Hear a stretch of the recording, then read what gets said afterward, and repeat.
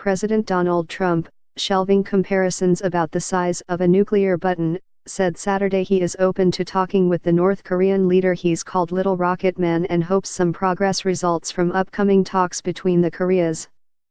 Trump, who last year lambasted his chief diplomat for talking about negotiations with the nuclear-armed North, told reporters at Camp David that some dialogue or direct conversation with Kim Jong-un was not beyond the realm of possibility. "Sure, I always believe in talking," Trump said. "Absolutely, I would do that, I wouldn't have a problem with that at all." But he was quick to add that any talks would come with conditions, which he did not specify. The first formal talks between North and South in more than 2 years are set to take place in a border town Tuesday as the rivals try to find ways to cooperate on the Winter Olympics in the South and to improve their ties. Tensions are high because of the North's nuclear and missile programs. Right now they're talking Olympics. "It's a start, it's a big start," Trump said during a question-and-answer session after meetings with GOP leaders in Congress and cabinet members on the administration's 2018 legislative agenda. "Kim knows I am not messing around. I am not messing around, not even a little bit, not even 1%.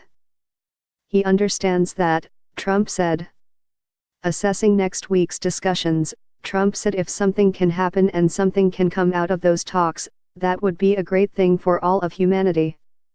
That would be a great thing for the world. The rival Koreas will sit down for their first formal talks in more than 2 years next week to find ways to cooperate on the Winter Olympics in the South and to improve their abysmal ties, Seoul officials said Friday. While a positive sign after last year's threats of nuclear war, the Koreas have. The rival Koreas will sit down for their first formal talks in more than 2 years next week to find ways to cooperate on the Winter Olympics in the South and to improve their abysmal ties, Seoul officials said Friday. While a positive sign after last year's threats of nuclear war, the Koreas have. The president also said that he had spoken with South Korean leader Moon Jae-in, who thanks me very much for my tough stance. "You have to have a certain attitude and you have to be prepared to do certain things and I am totally prepared to do that," Trump said, contending his tough words have helped persuade the North to sit down with the South.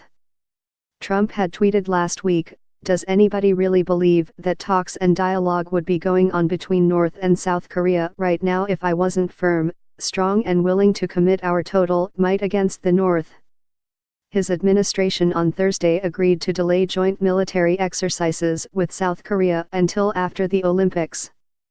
Defense Secretary Jim Mattis insisted the move was a practical necessity to accommodate the Olympics and was not a political gesture.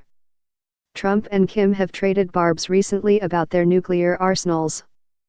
In a New Year's address, Kim said he has a nuclear button on his office desk and warned that the whole territory of the U.S.